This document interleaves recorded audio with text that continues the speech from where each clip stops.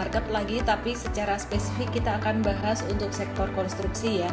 Dan malam hari ini aku akan nge-live bareng dengan seorang analis cantik dari CGS CIMB, yaitu Fanny. Nah, malam hari ini SODV-nya, kode promonya adalah CGS. Jadi teman-teman malam hari ini ditraktir nih sama CGS, dan nanti CGS juga akan bagi-bagi hadiah nih. Malam hari ini aku nggak live di YouTube ya, jadi kalau aku ada narsum, aku prefer live di Instagram aja gitu, biar fokus. Collab sama suami, tanya jawab. Aneh-aneh aja. Oke, aku akan bahas market dulu. Dari mana semua teman-teman? Dari mana aja nih teman-teman, apa kabarnya hari ini?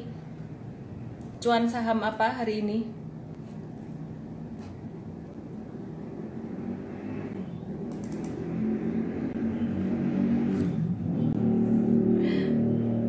Waduh, internet aku lancar kan ya teman-teman di situ ya?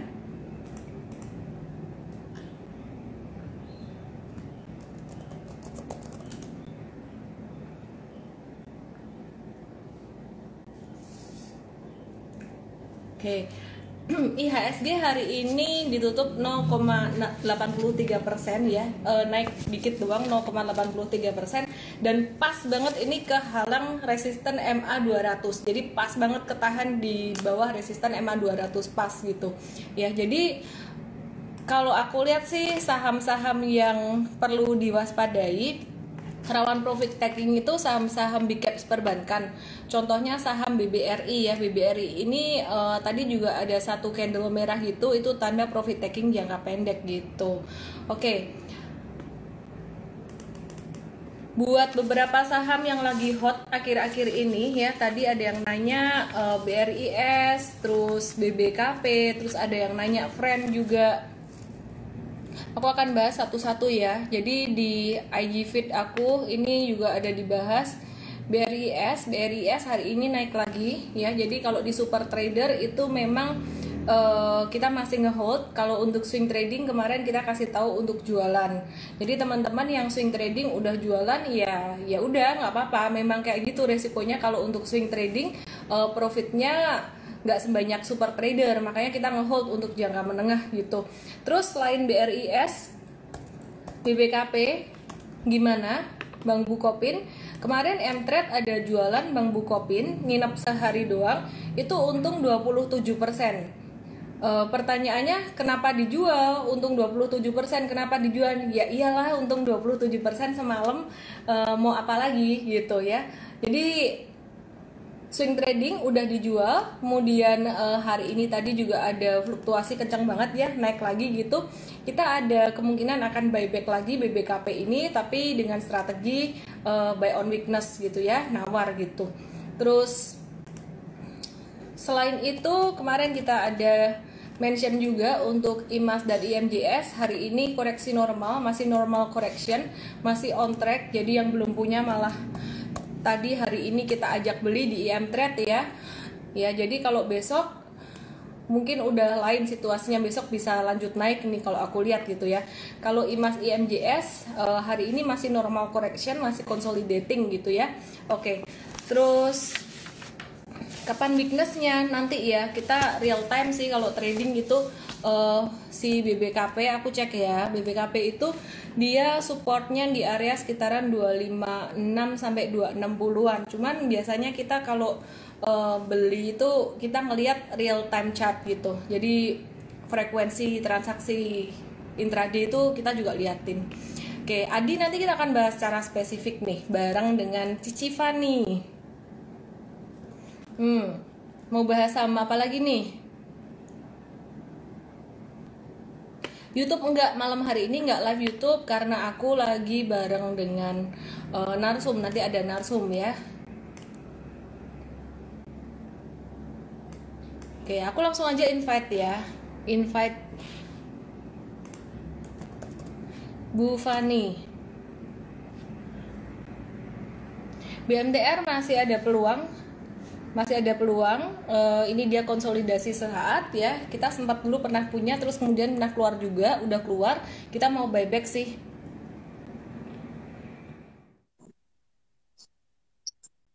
Halo Fani. Hai. Halo, Apa kabar Fani? halo. Muncul nggak di situ? Suaranya jelas kah? Suaranya jelas sih, tapi di aku lagi nggak ada gambar. Di situ muncul gambar nggak, Ci? Kelihatan kok, kelihatan kamu jelas banget kok, cakep tuh pakai kacamata. Udah gambar alis kelihatan. Oke. Iya. Oke, kenalin diri dulu dong Fani. Oke, halo semuanya. Perkenalkan, nama saya Fani Soherman. Saya adalah Head Retail Research Analyst dari CGS CMB Sekuritas Indonesia. Mungkin segitu aja kali ya, Ci, ya. Itu Bu Puji tuh narasumbernya cantik. Fani bisa mungkin tolong dibantu benerin posisi dikit nih ya. Ini kamu kayak agak kurang naik gitu, masih ada space di atas kepala itu. Jadi kameranya yang turunin, kameranya turunin dikit. Salah, salah, salah. Nah, cakep. Oh, kebablasan dikit. Oke, sip, sip. Dah pas. Cakep, cakep banget. Dah cakep banget. Oke, oke. Fani, jadi kalau kalau ini ya, bicara tentang kondisi market saat ini, kalau kamu ngelihat gimana nih, habis ada COVID-19 ini gimana? Kalau aku kan ngelihatnya udah mulai recovery gitu market. Nah, kalau menurut Fanny gimana nih? Pertama mungkin kita akan bahas dulu nih, Ci. Yang pasti yang memang sekarang belum selesai itu adalah efek dari coronavirus sendiri ya. Dan apa sih dampaknya setelah ditemukannya vaksin? Ini pasti yang lagi rame ya, karena kan baru beberapa lama ini keluar nih kita mau produksi vaksin. Nah, kalau misalkan kita lihat, memang efek dari corona ini cukup signifikan ya. Dimana kalau kita lihat di banyak negara ini sudah mulai masuk resmi ke dalam resesi gitu. Nah, untuk itulah pemerintah kita memang melakukan banyak stimulus. Contohnya misalkan dengan skema burden sharing antara Bank Indonesia dan juga Kementerian Keuangan yang menghilangkan ketidakpastian funding state budget. Nah, jadi kemungkinan akan ada recovery. Kenapa? Karena pemerintah ini akan agresif untuk spending budget di second half nanti. Gitu. Nah, mungkin ini salah satu juga yang akan menopang pertumbuhan ekonomi ke depannya. Terus kalau kita lihat selain itu juga pemerintah kan sudah mengeluarkan contohnya seperti PMK 71 dan juga PMK 98 yang intinya itu pemerintah menyediakan namanya loan guarantee gitu. Nah, ini untuk juga sama untuk menopang pertumbuhan dari ekonomi. Kemudian yang baru contohnya nih Ci, kan mau keluar bahwa kita akan mendapatkan dana sebesar 600.000 per bulan selama 4 bulan untuk karyawan yang memiliki gaji di bawah 5 juta gitu. Nah, ini kan kemungkinan akan disalurkan mungkin sekitar di Sabtu ini ya kalau nggak salah ya, tanggal 29. Nah, ini juga pasti akan ada efeknya ke ekonomi. Kenapa? Karena ini intinya untuk boost dari consumer spending gitu. Dimana kalau kita lihat sekitar 50% lebih GDP Indonesia itu ditopang dari consumer. Itu sih. Nah, Oke, nanti oke. Nah, nanti apalagi nih Ci, kalau misalkan vaksin ini benar sudah terdistribusi, pastinya tuh efeknya akan sangat positif ya untuk ke ekonomi kita. Contohnya aja, mungkin di sekitar Turki itu akan ada pertumbuhan ekonomi yang lumayan gitu ya, seenggaknya. Dan di tahun depan tuh harusnya kita akan mulai lari lagi gitu. Kalau melihat dari data Bank Dunia, memang untuk tahun ini kita kan diprediksikan hanya tumbuh 0% ya, atau dengan kata lain nggak bertumbuh gitu.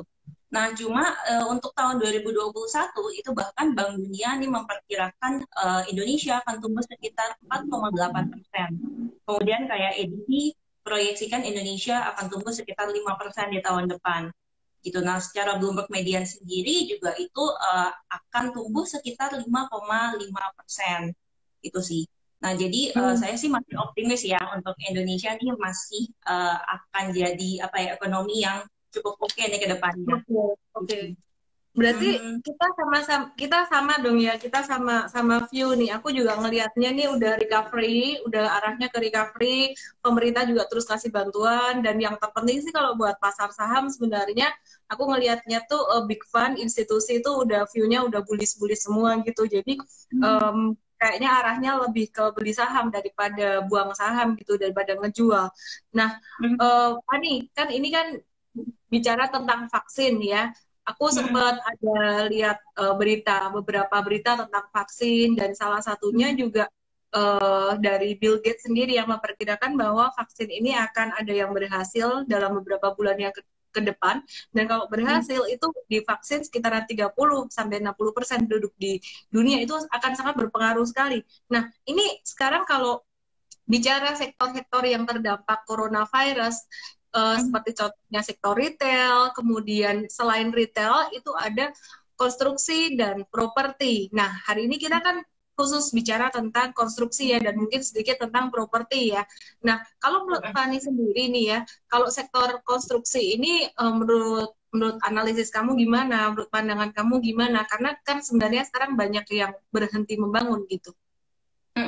Oke. Nah kalau misalkan kita lihat nih Ci, memang belakangan ini kan IHSG udah mulai naik lagi ya, dari sempat di bawah 5.000 sampai mulai naik sekarang udah ke 5.300 lagi. Nah kemudian kalau tapi berdasarkan hasil screening kita, dari 58 stok, 52-nya itu sebetulnya masih di bawah level pre-COVID-19 gitu. Jadi itu dengan average sekitar minus 28%. Versus GCI itu minus 17%. Kalau kita lihat dari year to date GCI peak di tanggal 14 Januari 2020 gitu. Nah, memang kalau kita lihat saham yang paling terdampak itu adalah yang related ke infra. Nah, makanya ini cukup menarik ya kalau misalkan kita lihat.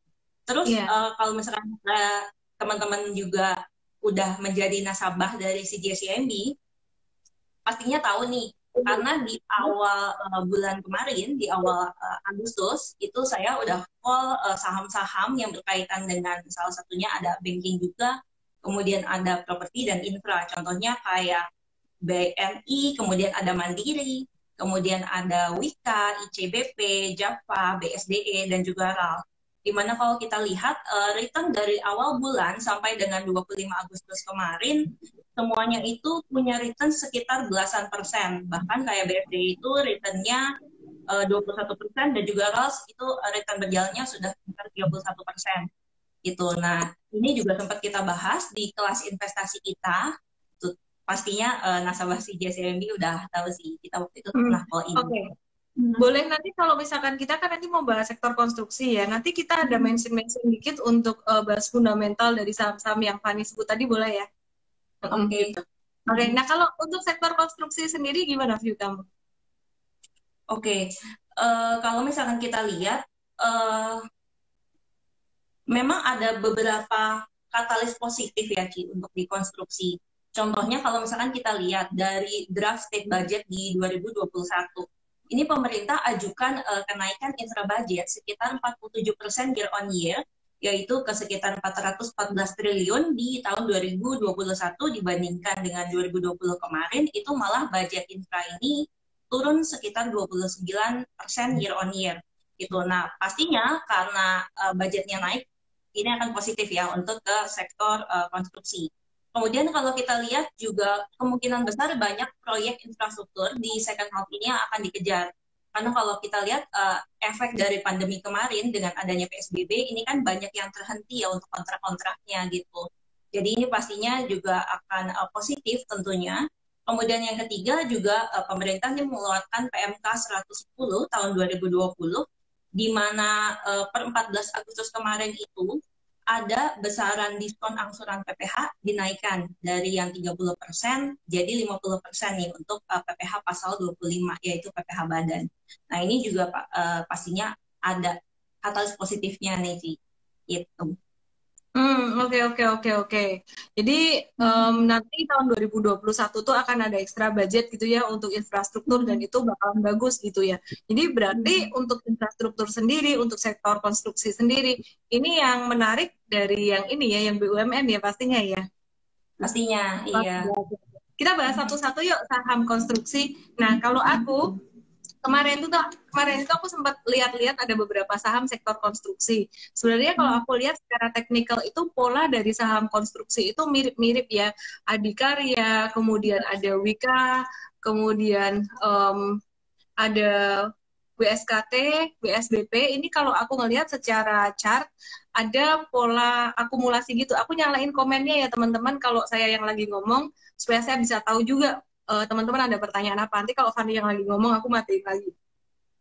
Gitu. Jadi aku ngelihat patternnya Adi, Wika, WSKT, terus kemudian PTPP ini sangat menarik sekali gitu. Aku melihat tanda-tanda akumulasi sebenarnya. Semuanya tuh saham ini semua stage 1 semua gitu. Jadi stage 1 tuh lagi siap-siap manasin mesin semua. Kayak kemarin di IMAS, IMGS yang sebelum breakout, aku sempat ada bilang beberapa kali kan di Instagram Live ya teman-teman ya. Jadi di sini aku ngeliat tuh sektor konstruksi patternnya menarik semua gitu. Nah, Fani, nanti kita mulai bahas satu-satu yuk, gitu dari apapun yang Fani mau bahas dulu. Tapi sebelumnya nih Fani, aku dengar ya, katanya dari CGS ini lagi ada promo bagus. Katanya ada pembukaan rekening gitu, dapat bonus apa uang 100 atau berapa, bisa diceritain? Benar sih. Jadi nanti untuk hari ini kita ada namanya investment voucher senilai 100.000 untuk 200 orang yang daftar secara online gitu. Nanti akan kita taruh di kolom komen sih gimana cara dapetinnya. Nanti mungkin di akhir acara ya akan kita umumin seperti apa sih.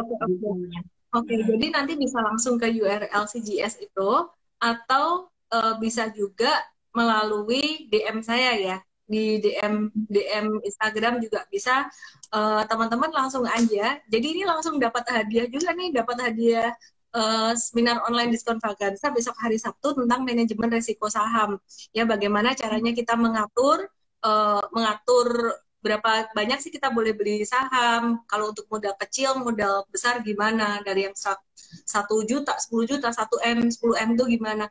Teman-teman langsung aja DM saya dengan kode CGS, nama dan nomor WhatsApp Anda. CGS, nama, email, WhatsApp. Nah, nanti teman-teman akan diinfo juga oleh teman-teman dari CGS untuk bagaimana sih caranya pembukaan rekening yang dapat uang 100.000 itu tadi. Keren banget ya. Nanti juga akan dikasih tahu untuk URL langsung jika ingin langsung menuju ke CGS. Oke, kita langsung aja bahas sektor konstruksi. Nah, saham konstruksi pertama yang tadi mau bahas, yang mau review, apa tuh? Oke, nah kalau misalkan kita lihat dulu ya, Ci. Jadi kalau dari data awal tahun sampai dengan pertengahan Agustus, saham-saham seperti ADI, PTPP, Wika, dan WSKT ini masih sangat lagak. Itu sekitar minus 47% dibandingkan dengan IHSG minus 16%. Nah, berarti ini masih ada potensial return yang cukup besar ya pastinya. Nah, sebagai gambarannya, kalau kita lihat dari segi standar deviasi, untuk ADI itu masih di sekitar minus 1,5 standar deviasi PBV 3 tahun. Kemudian untuk PTPP dan Wika ini minus 1 standar deviasi PBV 3 tahun. Dan untuk WSKT minus 1,2 standar deviasi PBV 3 tahun. Seperti itu sih. Nah, kalau misalkan terus kita lihat dari segi sensitivity analysis. Nah, jadi di CGSMB ini kita buat analisis berapa persentase kalau misalkan ada perubahan 1% di order book, berapa sih kira-kira efeknya ke revenue dan juga net profit gitu. Nah, ternyata efek yang paling besar itu kelihatan ada di PTPP. Jadi, kalau misalkan setiap ada 1% poin perubahan di order book, itu efek ke PTPP, revenue-nya itu bisa naik sekitar 3,6%, dan kemudian efek ke net profit juga bisa naik sekitar 11,3%. Seperti itu sih. Terus kalau kita lihat dari segi kontrak baru ya, misalkan kontrak baru per 5 months 2020 memang yang paling mendekati target emiten itu adalah PTPP, yaitu sekitar 16%. Nah, aku yang juga kedua, aku pause dulu, aku salah dulu ya sebelum kamu ke saham yang lain gitu. Tentang PTPP nih, aku tuh juga seneng nih kalau PTPP ini dia kan banyak dapat proyek dari pemerintah ya, salah satunya proyek kawasan industri terpadu yang apa tuh namanya, kawasan industri apa di Batang, dan itu kan proyek yang lumayan gede banget itu ya, meskipun belum jalan. Aku nggak tahu sih udah mulai atau belum pandemi kayak gini, tapi aku percaya sih nanti kalau tahun 2021 itu bakalan bagus banget gitu. Oke. Go ahead, sorry putus, lanjutin. Nggak apa-apa. Ya, nah kemudian kalau kita lihat nih, itu kan tadi yang 5 months ya.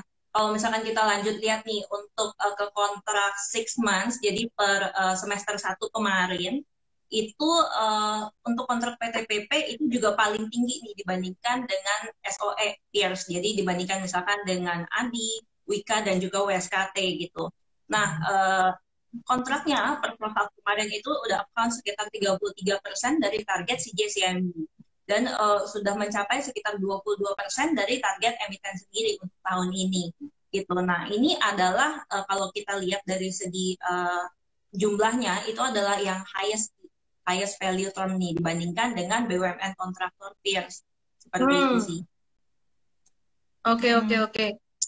Sekarang kalau misalkan nih ya Fani ya, sebelum kita bahas saham konstruksi yang lainnya ya, bicara tentang cash flow-nya gimana? Kalau saham-saham di sektor konstruksi itu kan kadang kan tantangannya adalah, wah ini Banyak perusahaan apa namanya cash flow-nya kurang, meskipun dia bagus, kontraknya bagus, tapi kan dia dibayar di belakang ya, dapat duitnya belakangan gitu. Nah itu gimana cash flow-nya si PTPP ini dan juga saham-saham lain pastinya nanti. Oke, nah kalau dari kita lihatnya lebih menarik kalau misalkan kita lihat dari segi interest coverage ratio atau ICR. Jadi ini adalah membandingkan antara EBIT dibandingkan dengan beban bunga. Nah, ICR-nya sebagai perbandingan, kalau misalkan, kalau ICR itu di atas 1, berarti ini dia memiliki uang untuk bayar interest cost di 2020, di mana memang biasanya untuk sektor-sektor konstruksi ini pasti kan relate dengan banyak utang ya. Gitu. Nah, kalau kita lihat untuk saham PTPP untuk tahun ini itu ekspektasinya debt-nya itu sekitar 0,7 kali. Dengan ICR-nya ini 2,7 kali. Di mana berarti ICR-nya cukup oke nih karena di atas 1. Dan kemudian seperti contohnya pembandingan misalkan ADI itu ICR-nya di 1,4 kali dengan DER prediksinya di 1,8 kali. Kemudian untuk WSKT ini agak lebih rentan ya, karena ICR-nya di bawah 1, yaitu diprediksi sekitar 0,5 kali, dan untuk DER ini diprediksi sekitar 2,2 kali untuk tahun ini. Kemudian satu lagi ya, utangnya si WSKT buat teman-teman yang jet lag dengan bahasa-bahasa ini, mereka mengira wah apa ini? Karena ini bintang tamu saya ini cantik dan pintar banget ya. Jadi teman-teman, DER itu artinya debt to equity ratio, itu adalah tingkat hutang dibandingkan dengan modal. Jadi DER kalau semakin gede itu semakin nggak bagus. Sedangkan kalau tadi Fani bilang ada EBIT dibandingkan dengan beban bunga atau disebut dengan ICA, EBIT itu artinya earnings before interest and tax, pendapatan atau laba bersih. Halo. Oke, udah ya, udah bisa nyambung lagi ya. Tadi sempat kayak mati gitu kan. Oke. Hari ini khusus kita ngebahas sektor konstruksi ya teman-teman. Kenapa kita angkat sektor konstruksi? Karena sektor konstruksi ini menarik banget buat aku. Dia bukan satu-satunya sih, 2 sektor yang belum jalan. Itu konstruksi dan properti gitu. Oke. Lanjut. Jadi tadi ya, ICA itu semakin gede semakin bagus ya, artinya dia adalah EBIT atau earnings before interest and tax dibandingkan dengan beban bunganya. Nah tadi Fani ada bandingin ya, aku summary dikit, aku wrap up dikit ya. Jadi kalau dilihat yang ICA-nya bagus itu ini PTPP lumayan tinggi dibandingkan dengan ADI dan WSKT. Nah kalau PTPP di angka 2,7, ADI 1,4, WSKT kurang dari 1. Jadi itu secara fundamental yang menarik kayak gitu. Dan hutangnya untuk WSKT juga lumayan gede ya, tingkat hutang debt to equity ratio-nya. Boleh dilanjut ke saham konstruksi yang lain, Cici Fani? Konstruksi lain, oke. Ada yang nanya nggak nih, masih single nggak gitu? Oke, silakan. Mungkin kita bahas ADI ya secara garis besar aja. Jadi kalau ADI ini sebenarnya per Juni, dia tuh project owner-nya 70% adalah dari proyek pemerintah. 20% proyek BUMN dan 10%-nya dari proyek private. Nah, ADI ini salah satunya adalah yang mengerjakan LRT. Jadi kalau teman-teman tahu LRT yang kita sudah punya sekarang, itu salah satunya adalah dibuat oleh ADI. Nah, LRT ini progresnya sudah sekitar 70,9% per Maret 2020. Nah, yang terdiri dari Cawang Bogor itu sudah sekitar 87,6%, kemudian Cawang Kuning Duku Atas sudah 66,2%, dan Cawang Bekasi Timur itu sekitar 63%. Itu sih. Nah, tapi untuk ADI, sektor konstruksi dan energi itu memang berkontribusi sekitar 90% ya, paling besar dibandingkan dengan sektor-sektor yang lainnya gitu. Oke. Jadi itu proyeknya Adikarya ya. Kalau misalkan WSKT gimana tuh? Proyeknya apa aja tuh? Bentar ya, Ci. Nah, aku wrap up dikit ya teman-teman ya. Jadi tadi kita ada bahas untuk sektor konstruksi. Mungkin teman-teman yang baru gabung sambil nunggu Cici Fani ngecekin ini ya, ngecek data. Teman-teman, jadi aku lihat tuh sektor konstruksi lumayan menarik. Semua sektor konstruksi sebenarnya. Kalau buat aku sendiri yang paling menarik buat saya adalah Adikarya dan juga PT-PT. Itu yang pola akumulasinya paling kelihatan gitu. Nah, selain itu, tadi kita juga ada bahas untuk saham yang lain, WSKT dan juga nanti kita akan bahas Wika juga ya, Cici Fani. Oke, jadi kita akan bahas Wika juga. Oke, nah teman-teman itu tadi yang diupdate ya. Kalau secara teknikal sih aku lihat cakep semua, konstruksi cakep semua. Tinggal nanti tunggu giliran jalan aja sih. Kalau aku lihat sih ya September ini bisa jalan ini konstruksi dan juga properti. Kalau properti ini out of topic dikit ya. Cielan, thank you. Aku floating cuan breeze 61% Hani Eli. Wih, kirim testimoni dong di Android. iklan lewat. Oke, kasih testimoni dong biar kita juga seneng nih. Oke, silakan Mani. Kalau udah ada datanya WSKT, proyeknya WSKT apa aja nih? Wika juga tuh Pak Raymond Wang nungguin tuh.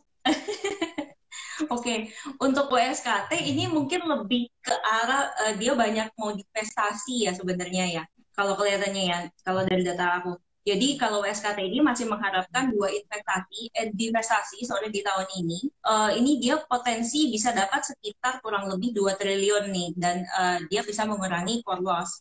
Salah satunya adalah contohnya investasi sekitar 10% kepemilikan di Cibitung Tanjung Priok Tollway dengan valuasinya sekitar 1,5 kali PBV, dan kemudian yang kedua ada 51 sampai dengan 70% kepemilikan di Kresna Kusuma Diandra. Ini di infra ya, untuk valuasi at least sekitar 1,5 kali PBV. Seperti itu sih. Karena kalau kita lihat dia lebih banyak investasi, karena kan yang tadi ya, kalau dari lihat ICR-nya itu kan lebih kecil dari 1 ya, makanya dia pasti akan... Wika berapa? Oh iya, BSKT kurang dari 1 ya? Oke, gue head. Kalau Wika sendiri ICR-nya berapa? Ica. Ya. Aku sambil cek pertanyaan teman-teman semua ya. Kalau Cifani, wah. Kenapa? Wika gimana? Ini ada yang nanyain Instagram kamu. Oh, udah sold out teman-teman. Fani Suherman, cari aja Fani Suherman, bener kan Instagramnya? Nanti aku tag juga. Yuk silakan dilanjut. Cici, Wika gimana nih tadi? Oke, kalau Wika itu untuk DER-nya ini prediksi di tahun ini itu sekitar 1,1 kali, dengan ICR-nya itu di 2,5 kali gitu. Tapi memang ICR-nya lumayan. Iya betul, lumayan. Cash balance-nya juga masih lumayan sih. Pada tahun 2019 kemarin itu masih 10,3 triliun. Kalau proyeknya dia sendiri gimana nih? Dari target proyeknya udah mulai terpenuhi berapa persen gitu? Oke, untuk komposisi proyek Wika itu dia memang 50% nih dari private segment sih, dan 29% nih dari BUMN. Nah, jadi mungkin nggak gitu relate banget nih dengan yang dengan kenaikan tadi yang APBN 2021 itu ya, karena dia lebih banyak ke sebetulnya private segment. Kemudian kalau kita lihat untuk setelah PSBB, untuk si Wika ini tinggal 2 proyek aja nih yang suspend. Sebelumnya ada 17 proyek, sekitar itu sih yang suspend. Terus dia sebut juga produksi ini mulai naik ke sekitar 50 sampai dengan 60% dari sebelumnya 30% gitu. Dan si Wika ini juga dia nih bangun Jakarta Bandung High Speed Train ya. Jadi kira-kira itu sih. Oke. Ini ada pertanyaan dikit sebelum kita lanjut dulu ke WSBP Beton dulu kali ya, baru nanti kita ulang. Tadi ada yang nanya gimana caranya ngelihat valuasi untuk si sektor konstruksi ini, konstruksi properti. Kalau aku lihat lebih cocok pakai PBV nggak sih, Van? Nanti kita bisa sih sama paling bandingin dari segi itu ya, segi utangnya yang tadi dan juga dari segi ICR-nya itu sih. Mungkin aku lebih prefer kayak gitu. Oke, ya nanti kita akan bahas lagi itu ya. Kita lanjut dulu ke WSBP dan Weton karena udah pada penasaran nih, mungkin ada punya saham WSBP Weton gitu. Boleh coba dibahas. Oh, Kalau dari kalau view-nya untuk WSBP dan Weton, terus terang aku nggak ini ya, nggak ngikutin banget karena kita nggak kebetulan cover ya. nggak iya iya Aku update karena kita teknikalnya lebih aja ya. ke emiten induknya gitu sih. Aku update teknikalnya aja teman-teman ya. Kalau untuk WSBP dan Weton sendiri, ini teknikalnya sekali lagi ya, ini mirip-mirip semua, sektor konstruksi itu mirip-mirip semua. Jadi mereka juga lagi pada ada tanda akumulasi dulu. Aku lihat ada tanda akumulasi. Cuman kalau dari saya sendiri, ini mungkin saya sama CGS bisa agak ada beda dikit juga sama teman-teman. Ya ada unsur subjektivitas dikit kali ya. Kalau saya sih ngelihat, saya paling suka itu untuk saat ini ADI dan PTPP. Nah ini bukan berarti yang lain nggak bisa jalan. Kenapa? Karena sektor konstruksi itu saat ini aku lihat sektor yang paling belum jalan banget, yang paling akhir lah istilahnya kayak yang tadi Fanny bilang, IHSG itu dari turun 40% sekarang udah sisa turunnya cuma 17% doang dari awal tahun gitu. Tapi ini sektor konstruksi ini dia masih minus 57% dari awal tahun, sehingga kesimpulannya adalah upside-nya masih lumayan banget. So das, seperti halnya saham HMSP dan TLKM itu yang teman-teman bilang gak naik-naik. Nah itu saham yang fundamentalnya nggak jelek-jelek amat gitu, fundamental HMSP TLKM itu. Jadi ya lumayan oke ya. Jadi kalau perusahaan yang fundamentalnya lumayan oke, pasti institusi juga akan ngelirik gitu ya. Big money pasti juga akan ngelirik gitu. Nah, untuk konstruksi dan properti ini memang yang paling akhir jalan. Kenapa? Karena dia yang paling terdampak COVID banget gitu ya, termasuk juga dengan RALS dan LPPF yang kemarin aku sempat ada obrolin ke teman-teman, itu terdampak COVID-19 sehingga paling akhir, dilirik paling akhir. Dan kalau misalkan saham-saham yang lain yang gede-gede yang fundamentalnya yang lebih kuat semuanya udah mereka beli, sisa apa ya, sisa yang belum jalan yang ini gitu. Jadi semua ada cycle-nya, baik saham big cap, saham yang fundamental strong atau fundamentalnya yang masih biasa agak-agak struggle, bahkan yang turn around karena COVID-19. Kemarin aku ada bahas saham-saham turn around kayak RALS, kemudian Java, RALS, LPPF, terus kemudian ada GIAA. Nah, hari ini kita bahas konstruksi, ini juga termasuk yang turn around menurut aku. Turn around itu artinya apa? Artinya dia dari jatuh banget kena COVID-19 dan nggak dilirik, sekarang mulai akan dilirik orang. Kenapa? Karena COVID-19 ini vaksinnya juga udah mulai berkembang dengan baik ya. Untuk pengembangan vaksinnya tuh udah mulai kelihatan ada hasil, dan ini diprediksi bakalan COVID-19 ini bakalan mulai teratasi gitu dalam beberapa bulan ke depan. Nah, jadi aku sempat baca beberapa berita dan salah satunya juga interview dari Bill Gates. Bill Gates pasti kalau ngomong dia juga pertimbangan dasarnya banyak gitu. Jadi aku percaya sih gitu, dan jangan sampai nggak punya saham, jangan sampai nggak punya saham. Jadi jujur sekarang saham yang saya pegang, holding saya pegang saham itu banyak saham, dan mostly saham-saham ini saya beli ketika mereka masih berada di stage 1. Jadi profil resiko saya dan teman-teman mungkin agak sedikit berbeda.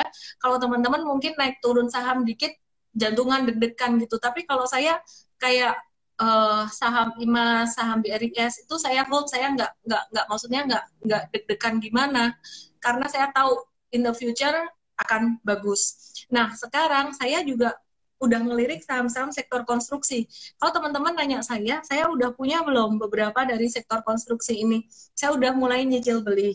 Cuman dia belum breakout. Kalau belum breakout secara teknikal masih sideways panjang di bawah, itu harus sabar nunggunya. Kadang-kadang galau kan, kalau yang masih pemula naik turun dikit itu galau. Ini turun, aduh nggak apa-apa atau apa-apa sih gitu. Makanya Fanny, live aku itu ramai banget tiap hari. Kenapa? Karena dipenuhi dengan banyak galaunya, nanyanya ini turun masih boleh hold nggak, ini naik masih boleh hold nggak, tiap hari kayak gitu tuh. Ini ya selain Anda dapat referensi saham baik dari Instagram Live ini maupun dari IM Trade secara real time, sebaiknya dibekali juga dengan ilmu. Kenapa sih kita membeli saham ini atau jual saham ini? Itu kita jelaskan semuanya di IM Trade dan di SODC, Sinar Online Diskon Pagansa itu. Oke, Fanny, kita akan lanjut nih ya. Fanny, tadi ada yang nanyain tentang gimana sih caranya gimana sih caranya ngelihat valuasi dari perusahaan-perusahaan konstruksi dan juga properti, kan lebih melihat ke hutangnya ya. Mungkin bisa dijelaskan lebih detail nih, di sini kan teman-teman di sini banyak yang masih pemula gitu. Oke, nah mungkin biasanya kalau misalkan kita mau bandingkan antara misalkan peers-nya gitu ya, kita harus bandingin dengan sesama perusahaan konstruksi juga. Jadi jangan bandingin misalkan perusahaan mau bandingin PTPP, tapi kita bandingin misalkan sama BSDE, CTRA gitu, nggak nyambung jadinya. Jadi kita harus bandingin dengan sesama saham-saham dari sektor konstruksi. Nah contohnya misalkan teman-teman bisa melihat nih misalkan contoh tadi yang Cielen sebut ya, dengan melihat PBV. Nah, PBV mana sih misalkan yang lebih kecil, kita bandingkan aja antara misalkan PTPP, kemudian dibandingkan dengan Wika, WSKT gitu. Nah, itu kira-kira mana yang paling kecil, itu berarti masih cukup murah seperti itu. Terus kita bisa juga lihat dari misalkan segi standar deviasi, seperti yang tadi udah sempat saya sounding juga ya di awal, Ci. Yang kalau misalkan di atas misalkan minus satu standar deviasi atau sekitar -1,5 atau misalkan -2, itu berarti artinya sudah murah banget kayak gitu sih. Itu standar deviasi dari PBV ya? Dari PBV yang ini. Oke, menarik banget. Nah, itu udah dijelasin sama Cici Fani ini ya, teman-teman. Jadi ada insight baru lagi nih untuk ngecekin perusahaan-perusahaan konstruksi ini, ngelihat valuasinya dari mana gitu. Contoh kalau perusahaan gede, big caps kan aku suka ngelihatnya pakai PER. Nah, kalau untuk perusahaan yang bertumbuh, growing company kayak Cleo Sido muncul, itu aku suka ngelihatnya dari PEG, PER-nya dibandingkan dengan CAGR, bandingkan dengan proyeksi growth-nya gitu. Oke, sekarang kita mau bahas yang tadi WSBP dan Weton. Weton udah belum ya? Tadi WSBP udah belum ya? Kita kan nggak cover sih. Oh, sorry ya, lupa. Kalau untuk TOTL cover nggak? Kita nggak itu sih, nggak yang kecil-kecil, lebih prefer ke yang saham big cap-nya aja sih. Oke. Jadi lebih tadi ada yang dibahas tadi lebih ke ADI, PTPP, WSKT, Wika ya. Jadi secara general ya gitu. Oke. Kalau untuk saham yang lain nih, tadi kan di awal tadi ada bahas tentang BNI, BMRI, Wika, BSDE, Java, dan RALS. Nah, aku tertarik untuk BNI dan juga RALS nih.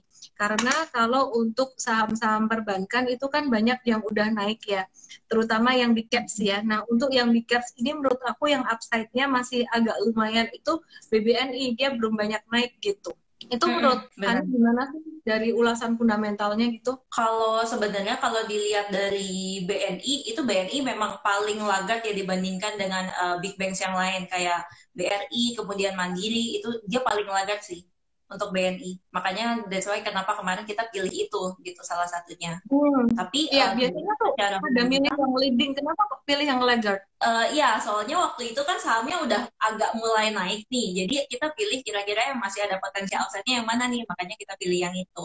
Gitu sih. Sebenarnya ada dua, salah satunya juga kita kemarin tuh ada pilih Mandiri. Nah, jadi kenapa kita pilih Mandiri sama BNI? Karena waktu itu kalau nggak salah tuh sekitar akhir Juli ya. Kan soalnya BRI itu udah naik duluan ya, Ci. BRI kan udah benar-benar naik duluan tuh karena dia untuk yang lending mikro dan sebagai macamnya itulah. Kan banyak berita-berita yang muncul tentang itu dan kemudian harganya tuh udah melonjak tinggi banget gitu. Nah, makanya waktu itu kita lihat untuk si Mandiri dan BRI ini pasti akan coba ngejar kenaikan dari saham BRI kayak gitu sih. Makanya waktu itu kita call yang itu. Kemudian kalau misalkan kenapa kita call yang contohnya properti, kenapa kita ambilnya cuma BSDE dan Pawon, kenapa nggak misalkan CTRA atau dengan SMRA misalkan. Itu contohnya kita lihat dari segi diskon to NAV. Jadi kalau untuk BSDE itu diskon to NAV-nya itu paling gede. Jadi sekitar 70% diskon to NAV untuk di BSDE. Kemudian kayak untuk Pawon itu diskon to NAV-nya memang cuma sekitar 45%. Nah, kenapa? Tapi kita ambil Pawon karena tuh waktu itu kan mulai muncul ada katalis dari misalkan Omnibus Law.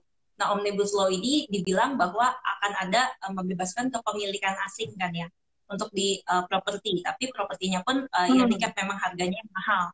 Nah, di mana kalau kita lihat Pawon ini nih memang memiliki proyek-proyek apartemen dan sebagainya ini yang mempunyai harga yang cukup mahal gitu. Makanya kita call itu waktu itu. sebelum ekspektasinya Oke. nih Omnibus Law ini akan segera disahkan seperti itu. Oke, menarik banget. Terus Van, aku lagi penasaran juga nih. Tadi kamu ada mention tentang RALS nih, boleh dibahas untuk RALS? kalau RALS itu karena kemarin kan itu pas retail tuh baru baru mulai nanjak ya kalau nggak salah ya, waktu pas akhir Juli itu.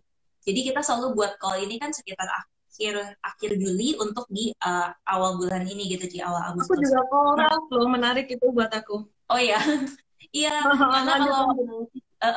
kita waktu itu untuk pemilihan itu juga yang pasti kita lihat bukan cuma dari segi company-nya aja, bukan dari segi fundanya juga, tapi kita lihat dari segi flow-nya. Apakah kira-kira akan ada potensi kenaikan di saham itu gitu.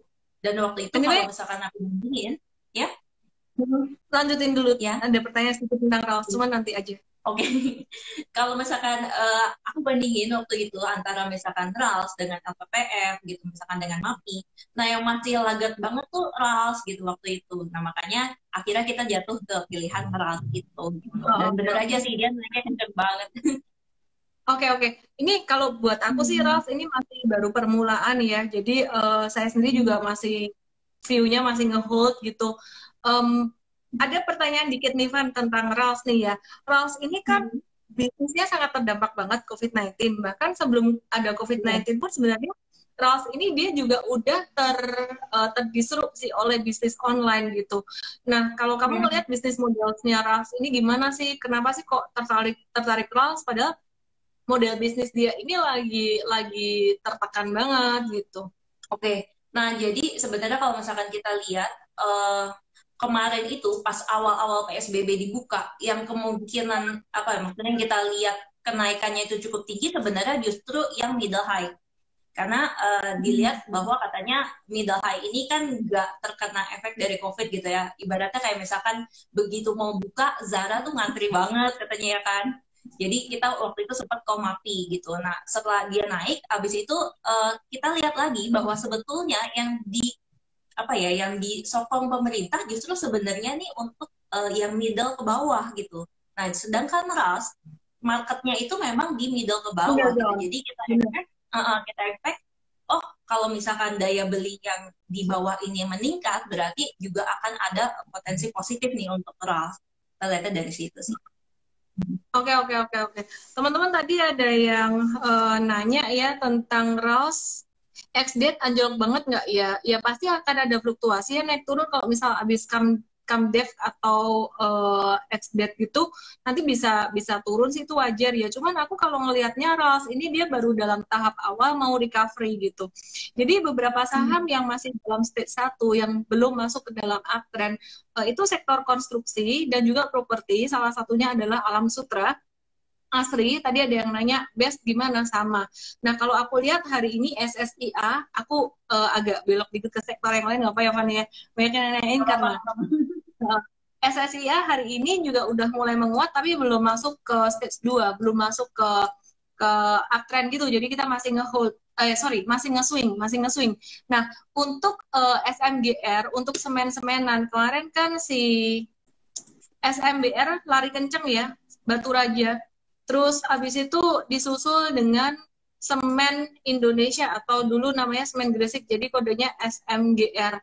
Nah, kalau aku lihat ini SMGR ini lebih cocok buat yang teman-teman karakternya nggak suka saham-saham yang naik turunnya terlalu gila banget, terlalu cepat banget gitu. Sedangkan kalau untuk SMBR, Semen Batu Raja sendiri, ini dia gerakannya lebih volatile, lebih kenceng.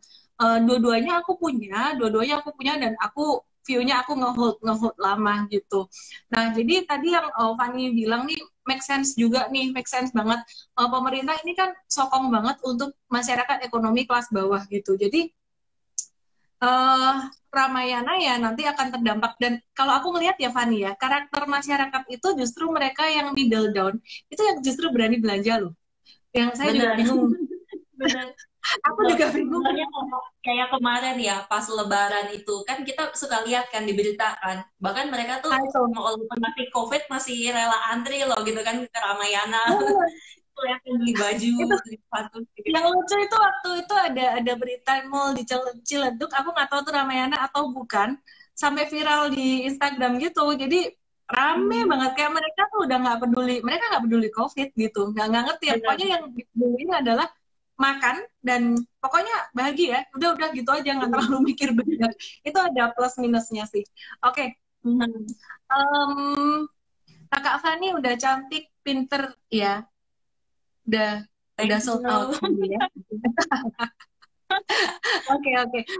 Oke, Fan, mau bahas saham apa lagi nih yang pernah mungkin di cover sama Fani. Jadi teman-teman banyak yang penasaran sama fundamental saham-saham ini. Kayak tadi semen ada cover nggak? Sektor semen. Sektor Semen ada ASN. kalau data detailnya aku nggak apal ya Ci ya. Jadi sekilas aja secara garis besar. Jadi kalau misalkan dibandingin nih antara bagusan mana sih semen Gresik, semen Indonesia antara SMGR dengan INTP. Nah kalau misalkan untuk long term sebetulnya bagusan SMGR. Kenapa? Karena dia tuh punya produk dari ibaratnya tuh dari hulu sampai hilir. Jadi kayak kemarin apa hari ini ya, sorry saya lupa. Ada Pubex SMGR kan Ci. Nah jadi dia juga ngomong memang dia tuh punya kayak plan itu banyak banget. Itu ada dari Sumatera sampai Sulawesi. Nah, sedangkan kalau tipenya INTP itu dia mostly itu kebanyakan memang sebagian besar tuh cuma di daerah Jawa gitu. Nah, jadi ketika terjadi COVID, kan COVID ini banyak kan memang di daerah Jawa ya. Nah, yang akan terdampak lebih besar ya pastinya INTP gitu. Nah, kalau misalkan si semen Gresik, semen Indonesia tadi, itu dia masih ada bisa dapat misalkan dari penjualan Sumatera, penjualan Sulawesi, Kalimantan kayak gitu sih. Sip banget nih. Oke, ini boleh dibahas lagi dong tentang ini tadi apa namanya, udah hadiah dari CGS nih kan udah hampir jam 8 juga ya, nanti kita bakalan bagi-bagi giveaway juga, tapi nanti kita masih ada bahas beberapa saham teman-teman ya. Bisa di-remind dong ini caranya gimana sih dapetin hadiah itu tadi? Di sini sebentar ya, kita akan membagikan investment voucher itu senilai 100.000 bagi 200 orang pertama dari CGS Sekuritas, tapi harus melakukan pembukaan rekening nih secara online dan minimal harus ada deposit 100.000 gitu. Nah, cuma ini kita hanya terima pendaftarannya dari hari ini aja sampai dengan tanggal 29 gitu. Oke. Jadi nanti kunjungin URL apa kan kalau misalkan yang bukan dari ini aku apa namanya dari DM. Jadi teman-teman bisa dengan cara DM saya dengan kode CGS, nama, email, dan nomor HP. Nanti langsung dapat promo gratis SODV, Seminar Online Diskon Vaganza hari Sabtu nanti tentang money management saham, dan juga Anda akan dihubungin oleh teman-teman dari CGS IMB untuk pembukaan rekening saham dengan bonus Rp100.000. Nah, tapi teman-teman kalau misalkan mau langsung ke URL CGS IMB bisa juga, cuman URL-nya apa ya? Bisa online, bisa sebentar online. Ya. Boleh. Sambil nunggu Fani ya, Fan nanti kalau udah ready tolong kasih tahu aku ya. Oke, kalau udah ready kasih tahu aku. Ini kayaknya kendala internet. Teman-teman kalau di aku lancar nggak? Mau apa nih, lucu banget. Jangan tulis nomor HP di komen teman-teman, tulisnya di DM. Oke, gimana Van? Udah? Ini Ji, ada muncul ya. Bisa diketik bit.ly CGS CIMB register. Gitu. Nah, nanti ada... Oke. Nanti Instagram aku ini aku simpan di IGTV, bisa ditulis juga ya. Ditulis di komen di IGTV ya. Teman-teman dari CGS CIMB biar nanti bisa ketahuan URL-nya. Gitu. Oke, Fani, ini kayaknya signalnya agak kurang lancar nih ya, agak muter-muter gitu. Oke, teman-teman, jadi di CGS ini banyak banget edukasinya juga ya. Kan nanti bisa tolong ditulisin URL-nya ya, teman-teman, nulisin di IGTV, kan aku simpan di IGTV ini ya. Gitu. Oke. Kenapa nggak boleh nomor HP? Boleh, ditulisnya di DM. Saya DM direct message itu loh, jangan ditulis di komen, kan your privacy. Oke, aku mau bahas untuk sektor properti sambil nunggu Fani signalnya balik lagi. Sektor properti ini aku masukin watchlist banget. Ada Alam Sutra, terus ada APLN juga aku lihat oke. Terus BEST ini Bekasi Fajar Industrial Estate ini juga masuk radar ya. Intinya ini next bakalan yang menarik tuh sektor properti dan konstruksi gitu. Oke, teman-teman dari CGS-CIMB nanti mungkin setelah saya simpan di Instagram IGTV bisa ditulis ya di situ. Ini ya bisa Ini dilihat hari Sabtu nanti, Sabtu jam 9 pagi. ya. Itu CGS-CIMB register.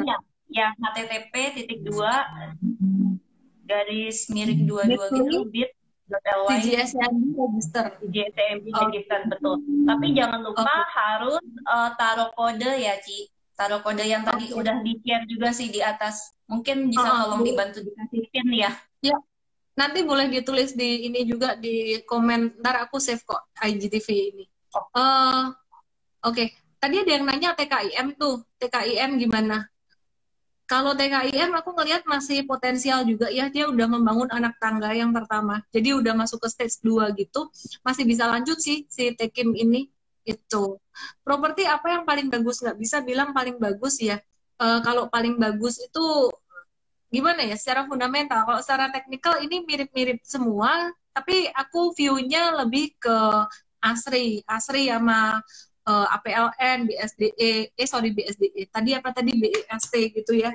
Cuma nanti siapa yang jalan duluan akan diinfo real time di Mtrade. Oke, aku mau wrap up dulu summary hari ini teman-teman. Hari ini tadi kita ada bahas saham-saham sektor konstruksi, ada Adikarya, WSKT dan Wika, itu yang di cover sama Fani. Kalau yang nggak di cover tadi ada PTPP juga ya. Terus yang nggak di cover ada WSBP dan Beton, TOTL. Nah kalau aku ngelihat saham-saham sektor konstruksi ini patternnya secara teknikal mirip-mirip semuanya, ada pola akumulasi gitu. Dan ini sektor yang belum jalan, jadi upside-nya masih lumayan gede. Upside itu kemungkinan naiknya lumayan gede gitu. Teman-teman semuanya, kalau secara fundamentali tadi yang lumayan kuat itu dari ICA-nya, ICA itu adalah earnings sebelum interest and tax dibagi dengan beban bunga. Ya, jadi yang bagus adalah Wika dan juga PTPP, Wika dan PTPP. Kalau secara teknikal aku paling suka itu ADI dan PTPP gitu ya. Jadi itu tadi ada beberapa saham itu. Oke. Untuk properti termasuk Cetra itu juga menarik ya teman-teman ya. Kita akan update secara real time dan congrats teman-teman yang udah cuan dari saham-saham perbankan kayak BRIS, BBKP yang ikut di Mtrade.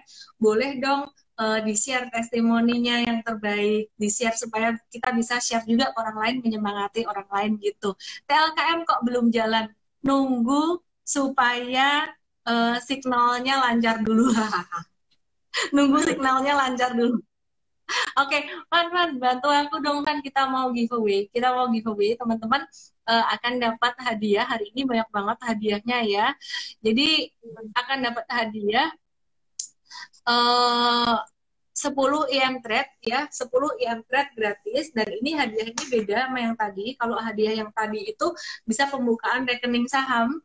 Jadi itu nanti akan dihubungin oleh teman-teman CGS, tapi terbatas 200 orang ya, 200 orang yang membuka rekening cepat-cepatan pertama gitu. Tapi kalau SODV langsung dapat. Nah, kita mau bagi 10 Mtrade. Mtrade ini edukasi saham dan juga referensi saham. Akhir-akhir ini banyak banget aku lihat peluangnya ya, jadi peluangnya bakalan banyak. Akhir-akhir ini manfaatkan baik-baik ya. 10 Mtrade untuk 15 Ya, 10 Mtrade untuk 15 hari ini ngehang aku kalau belum makan malam kayak gini nih.